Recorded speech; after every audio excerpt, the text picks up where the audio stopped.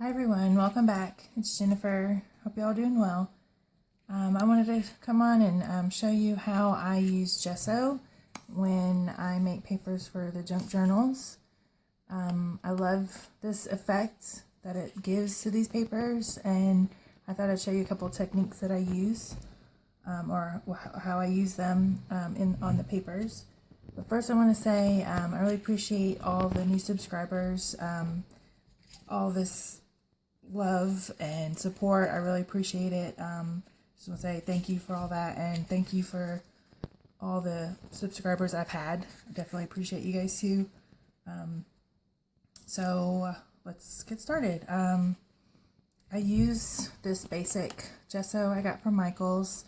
Has an opaque finish, and it goes on matte, and it's like not too thick, but not too thin. Like, it shows it's kind of medium thickness, which is what works best for me. I like it. I haven't really, I don't need anything fancy or expensive. It's a basic kind of gesso, so I like this one I have.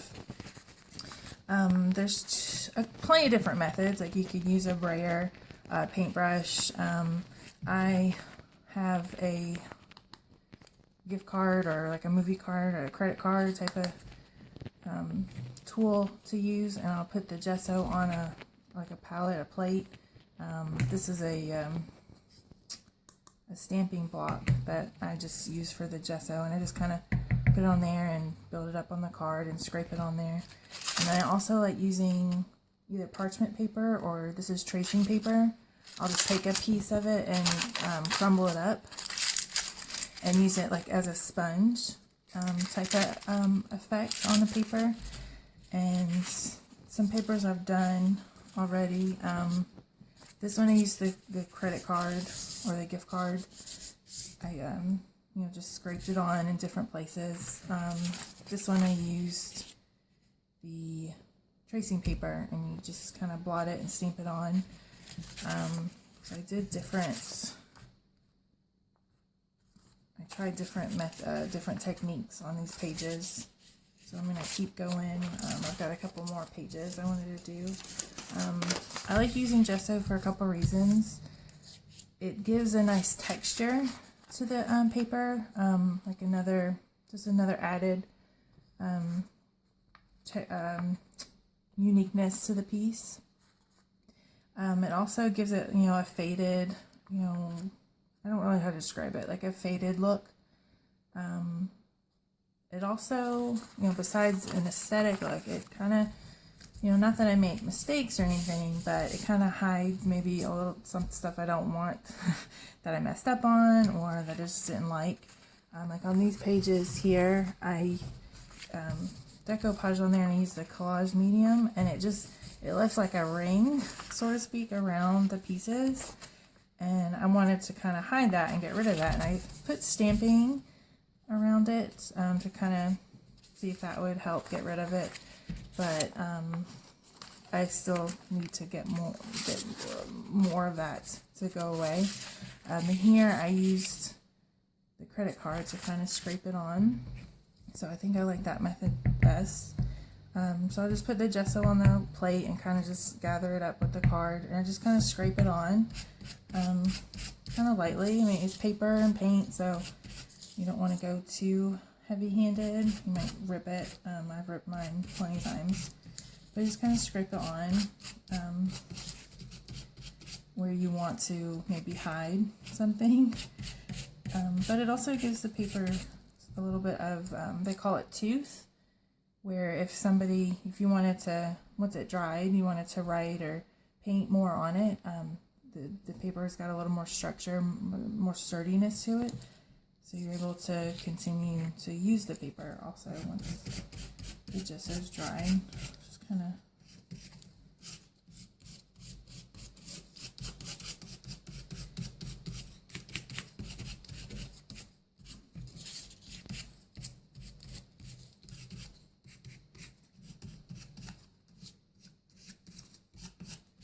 there's different ways that you can press down and then kind of smear it out. There's different techniques. different methods. You also could use, like I said, the tracing paper. You could get a paintbrush and paint it on, but I'll just kind of dip it into the gesso and just kind of blot it on.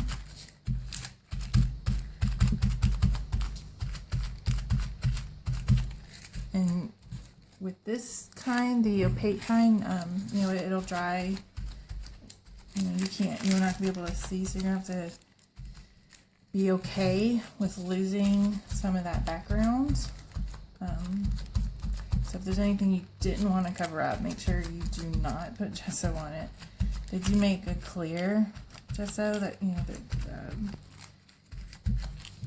if you didn't want to, you still wanted to get that tooth for the paper but didn't want to cover anything up, you could try that. I haven't tried it, so I'm not really exactly sure how that comes out.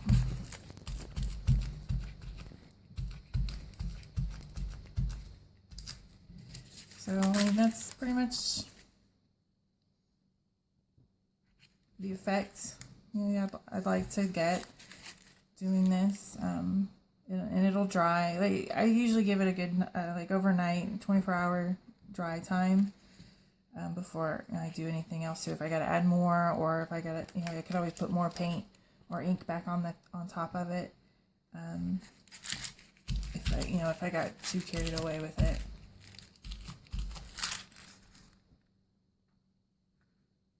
But that's how I use the gesso. Pretty simple.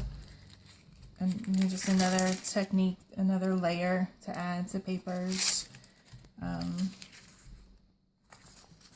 try one of these. Let's try another one. See, it created this ring. I tried to ink on it and everything, and that didn't help it at all. So let's just add some more gesso. Actually, I'm just gonna go with this.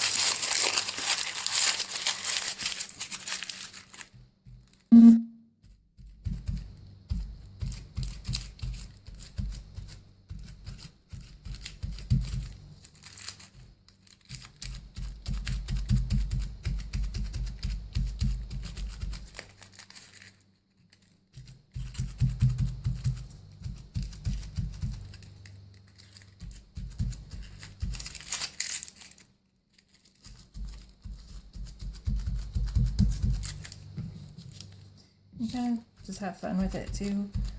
You don't have to hide anything, you know. That's just an added feature, I guess, of the gesso. You could just, you know, have fun and paint.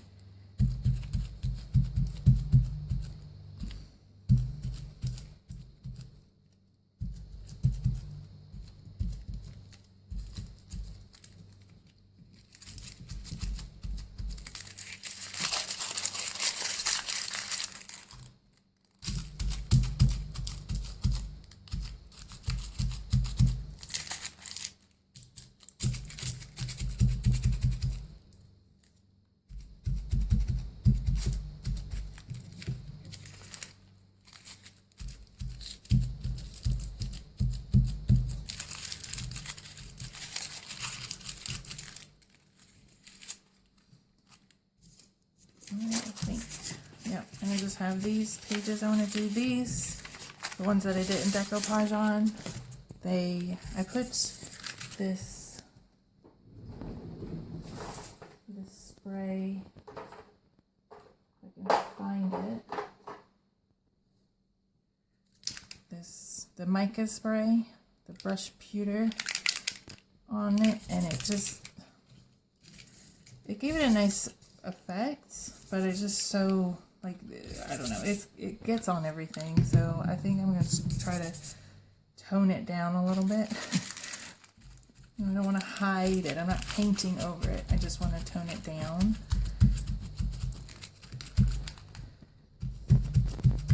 I noticed it was like all over my fingers, and that was just very irritating. As you can see.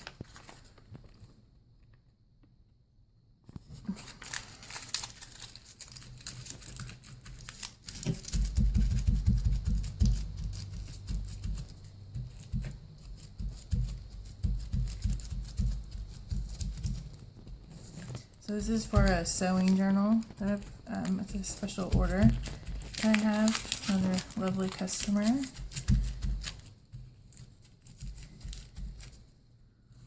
And I used the salvage patina, the spray stain. I used this. It was like a lovely turquoise color, and walnut stain also, in vintage photo. Like a vintage photo is like a go-to.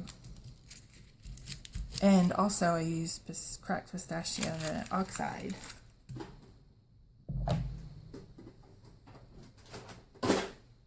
I used that. That was a great color too. Like, it looks way intense, like green color, but it came out a nice turquoise color also. But I love using the inks, the spray inks. I have my collection of all the inks growing, and I think there's a new prize ribbon out that I'm trying not to get, trying to stay away from it because I have enough blues, but just one more blue won't hurt, right?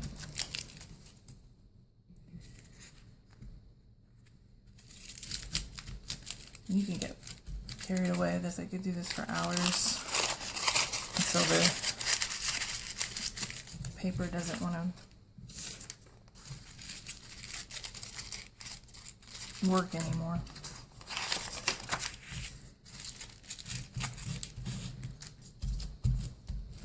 And if you could see the shimmer,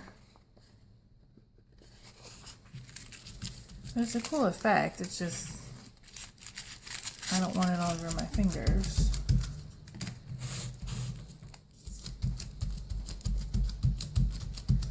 So hopefully this will work.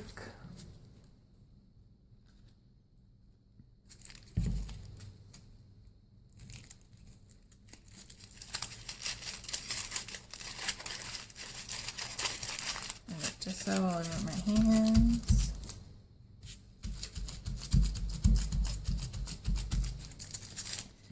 And using the card, you could probably get a little more coverage.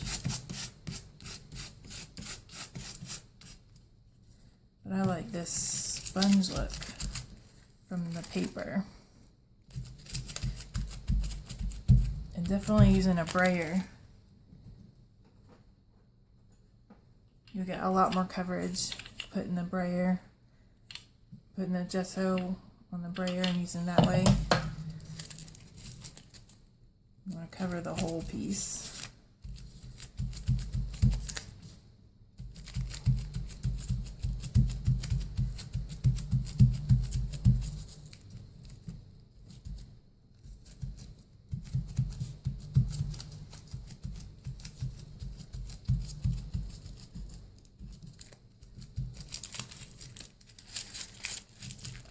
I think that's about it for that.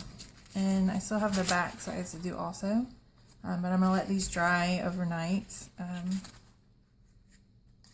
so they don't, they have a tendency when they're wet still and you do the other side and press down, they stick and get ripped, and I'm going to let them dry a little bit before I do that. But that's how I use the gesso on the papers I use in the junk journals. Thanks for watching. I definitely appreciate you. Leave me a comment, give me a thumbs up, make sure you subscribe. Appreciate you watching, and I'll see you on the next video. Take care.